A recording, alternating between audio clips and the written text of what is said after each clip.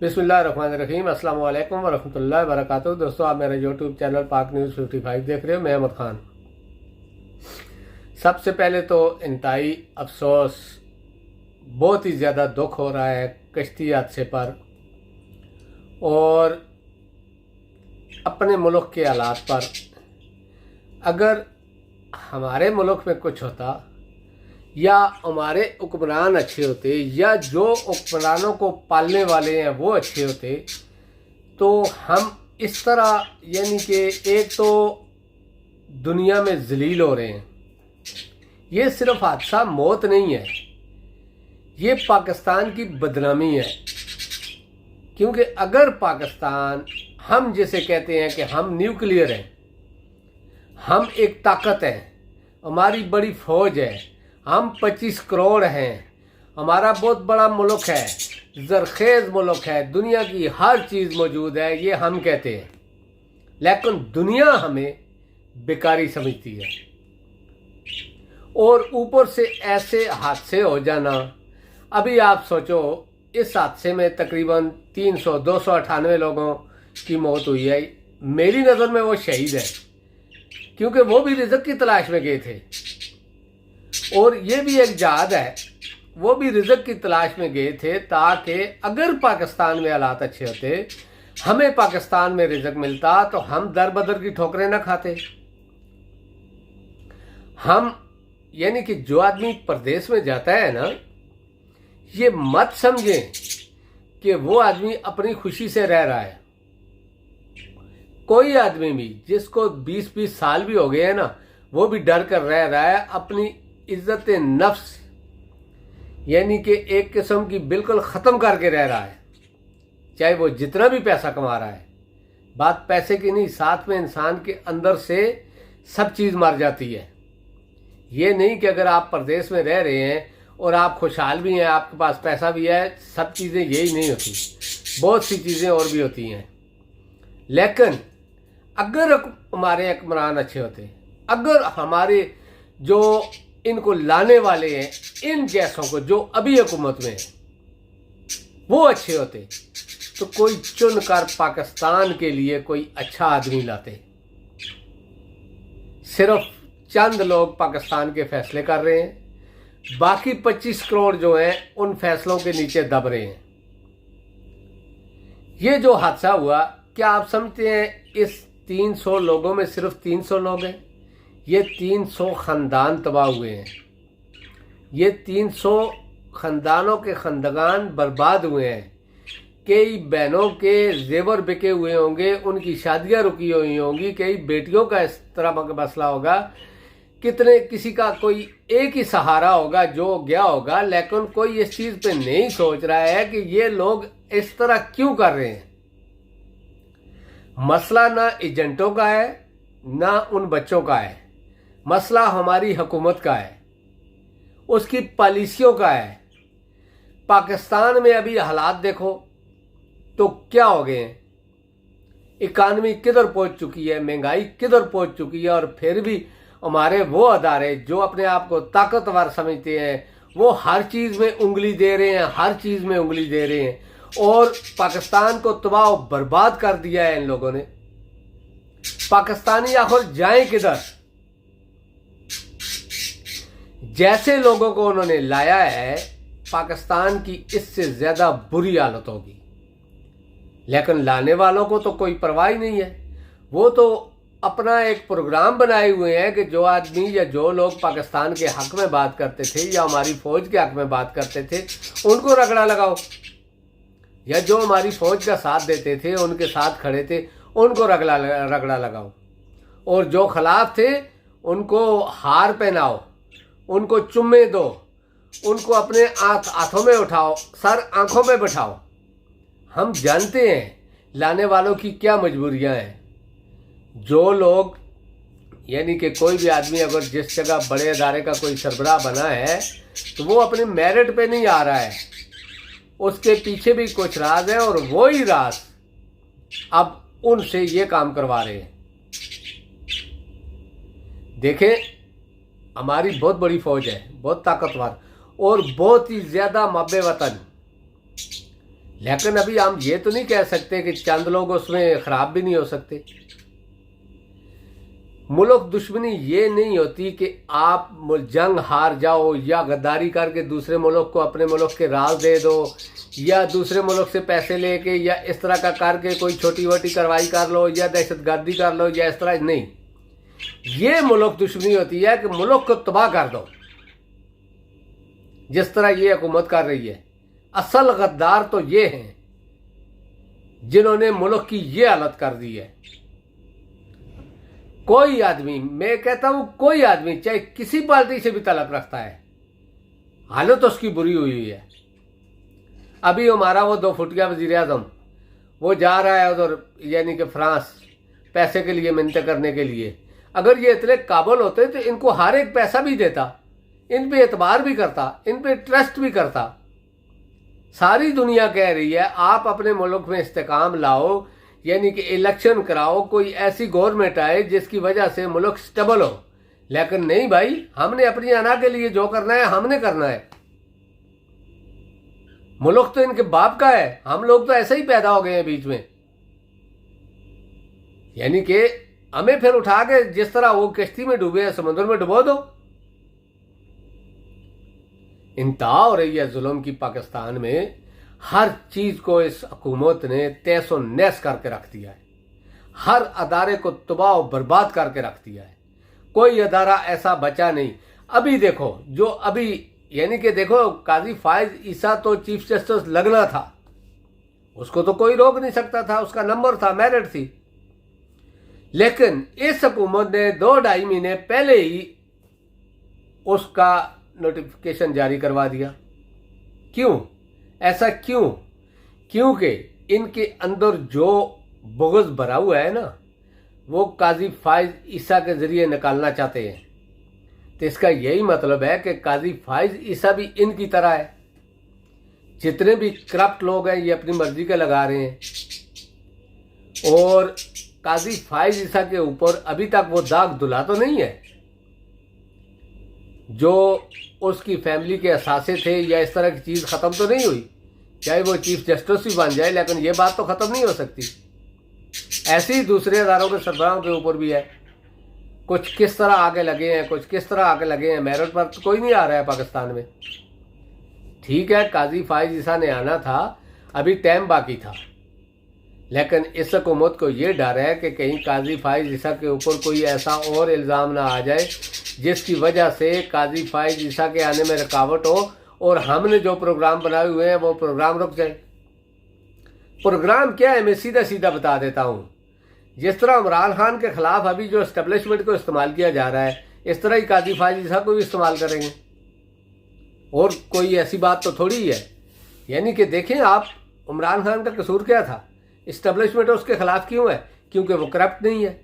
ये दूसरे सारे करप्ट है, इस्टेब्लिशमेंट भी उनके साथ है। और इमरान खान करप्ट नहीं है, वो दूसरे मुल्कों की यानी कि बात नहीं सुनता था, पाकिस्तान की बात करता था, तो उसकी ये हालत है।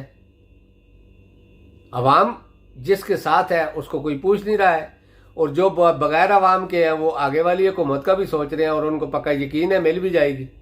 क्योंकि अगर यही हालत रही तो मिलेगी। जिस तरह हमारी जो इस्टेब्लिशमेंट है, और ख़ास करके मिलिट्री इस्टेब्लिशमेंट जिस तरह उनको सपोर्ट कर रही है, वो तो यही जाहिर कर रहे हैं कि हमारे साथ चीफ साहब भी हैं और दूसरे लोग भी हैं, और अभी हमारा चीफ जस्टिस भी हमारा हो जाएगा।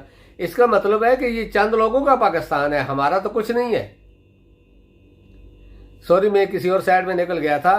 कश्ती हादसा, देखें मैं एक बात वाज़ा कर देना चाहता हूँ कि आप 5-10 एजेंटों को सजा दोगे, उसका फ़ायदा कोई नहीं है।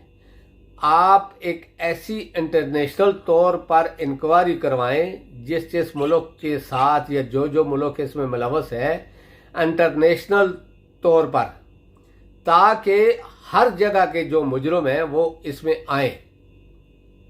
और दूसरा, आप एक और इंक्वायरी करें।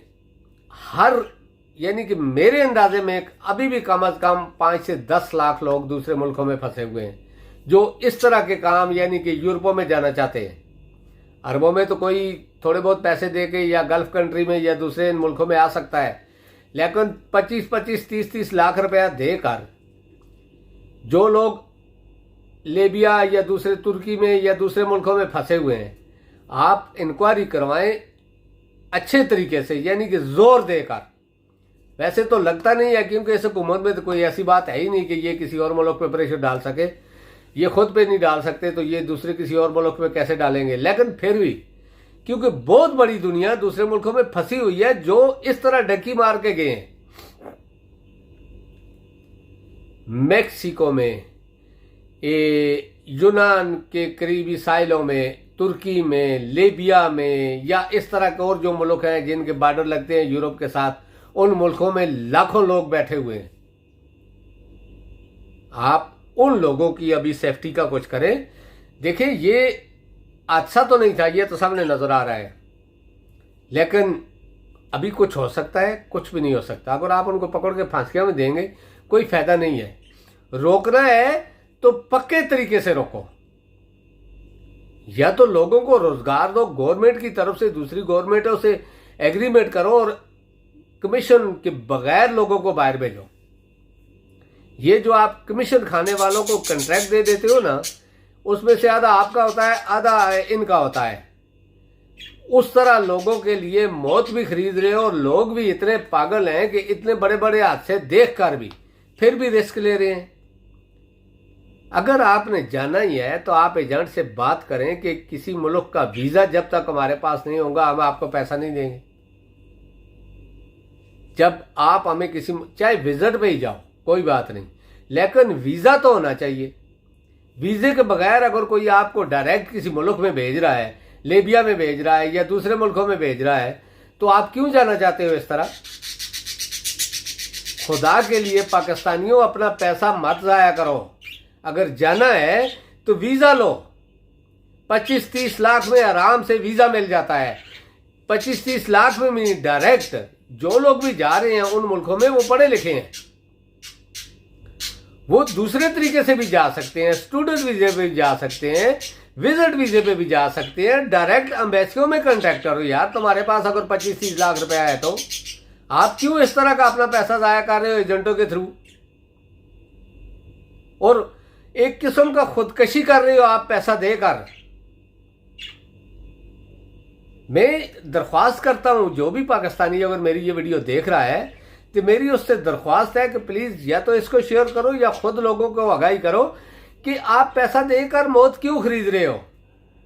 अगर आपने जाना है तो आप डायरेक्ट एम्बेसी में जाओ, अपने पेपर वर्क उन्हीं पैसों में से थोड़े से लगा के अपने पेपर कंप्लीट करो, उसके थ्रू आप विजिट में जाओ। उधर जाके आप कुछ भी कर सकते हो, वीजे के लिए अप्लाई कर सकते हो, असाइनमेंट ले सकते हो, और कोई तरीके, बहुत सारे तरीके हैं। उधर जाकर वकील कर सकते हो इन्हीं पैसों में से।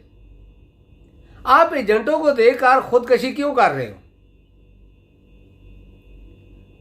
इतना तो समझदारी करो कि आपके पास अगर जो आदमी 25 यानी कि 10 लाख रुपया भी है ना आपके पास, अगर आप किसी मुल्क में जाना चाहते हैं ना, डायरेक्ट उसकी एम्बेसी में जाए लीगल तरीके से, विजिट वीजा लें, बैंक की स्टेटमेंट लें। अगर आपके पास नहीं है, किसी दोस्त यार को बोले कोई बात नहीं, थोड़े से पैसे दे दें उसको, स्टेटमेंट लें, सीधा जाएं, डायरेक्ट जाएं। 10 दिन के लिए, 15 दिन के लिए, 1 महीने के लिए, 2 महीने के लिए वीजा लें, वीजा लेके विजिट पे जाएं। उसके बाद आप अगर समझते हैं कि आपके पास जो पैसे थोड़े बहुत हैं, आप उधर से वकील करके अपना एक केस कर दें। ये काम क्यों कर रहे हो? खुद पैसा देकर मौत क्यों खरीद रहे हो? और ऊपर से पाकिस्तान की जो बदनामी हो रही है वो अलग। अब आप क्या समझते हो, ये हादसे में पूरी दुनिया में ये खबर नहीं फैली कि पाकिस्तानी बिल्कुल ही भूखे हो गए हैं और इस तरह मरने के लिए चले आते हैं? सारी दुनिया के लोग इस तरह जा रहे हैं, लेकिन बहुत कम मुल्कों के लोग हैं जो हमारी तरह हो गए हैं, यानी कि बिल्कुल बेकारी, बिल्कुल खत्म, यानी कि कोई इज्जत नफ्स नहीं रही। और ये इन हुक्मरानों की वजह से है। तो दोस्तों, ये तो बात थी मेरी इस जगह तक। अब मैं थोड़ी सी सियासत पर बात करता हूं, क्योंकि वीडियो लंबी हो रही है। थोड़ी सी सियासत पर बात करता हूं। बात सियासत की ये है कि जो भी इन्होंने एक प्रोग्राम बनाया था इमरान खान के लिए और तरीके इंसाफ के लिए ख़त्म करने के लिए, उसमें तो ये नाकाम हो गए हैं। अब ये कोई और तरीके सोच रहे हैं, मिलकर सारे यानी कि मैं नाम नहीं लूंगा, लेकिन सारे मिलकर ये सोच रहे हैं कि किसी तरीके से इमरान खान को काबू किया जाए। उसका एक आपने सुना होगा असद उमर का कल एक इंटरव्यू, यानी कि यही तरीका इस्तेमाल किया जा रहा है। जो लोग खुद एक सेकंड नहीं खड़े हो सके वो इमरान खान को मशवरे दे रहे हैं। वो क्यों छोड़े? वो किस लिए पाकिस्तान पार्टी अपनी दूसरे आदमी का हवाले करे? जैसे 27 साल की मेहनत है उसमें,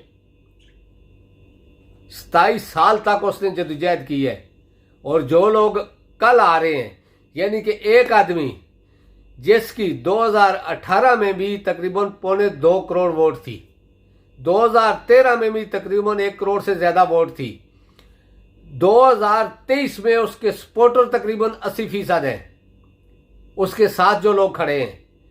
और वो आदमी चाह रहे हैं दूसरी साइड में जिनके पास सिर्फ थोड़ी सी एक नफरी है उसके बलबूते पर। भाई अगर आप उसको कह रहे हो कि वो स्टेप डाउन करे तो आप स्टेप डाउन क्यों नहीं कर रहे हो? ये जो लोग अभी हुकूमत में हैं, इनके पास अवामी ताकत है, इनको क्यों नहीं बोलते हो आप इस्तीफे दो या छोड़ो? इमरान खान क्यों छोड़े पार्टी को? पार्टी इमरान खान की है, उसने बनाई है, उसने मेहनत की है, अपनी 27 साल की मेहनत उस पर लगा दी है, अपनी सारी दौलत इस पार्टी पे लगा दी है। वो क्यों छोड़े? और असद उमर जैसे मटरुए के ऊपर छोड़ दे, या दूसरे ऐसे लोग जैसे परवेज खटक है। अवाम उसके साथ खड़ी है। अवाम जब भी अगर इमरान खान चाहे तो अभी वो ऑर्डर करे, आप यकीन करो वही लोग दोबारा निकलेंगे। लेकिन इमरान खान ऐसा लीडर है जो पाकिस्तान का लीडर है, दुनिया का माना हुआ एक लीडर है और पाकिस्तान को लीड करने वाला लीडर है। तो ऐसे लीडर को आप खत्म करके इन इसहाक डार जैसे या ख्वाजा असद जैसे या शहबाज शरीफ जैसे या मरियम जैसे या बिलावल जरदारी जैसे लोग हमारे ऊपर मुसल्लत करना चाहते हो? और ऊपर से आपकी ख्वाहिश भी है कि हम इनको कबूल कर रहे हैं। कभी नहीं होगा, हम मर जाएंगे, इनको कबूल नहीं करेंगे। तो दोस्तों अब तक के लिए इतना ही। इंशाल्लाह नेक्स्ट व्लॉग में आपसे मुलाकात होगी। अल्लाह पाक आप सबको अपने हिफ्ज़-ओ-मान में रखे और जितने लोग भी कश्ती हादसे में शहीद हुए हैं उनको मग़फ़िरत दे और उनके जितने भी लवाकीन हैं उनको सब्र जमील अता फरमाए। अस्सलामु अलैकुम व रहमतुल्लाहि व बरकातहू। अल्लाह हाफ़िज़।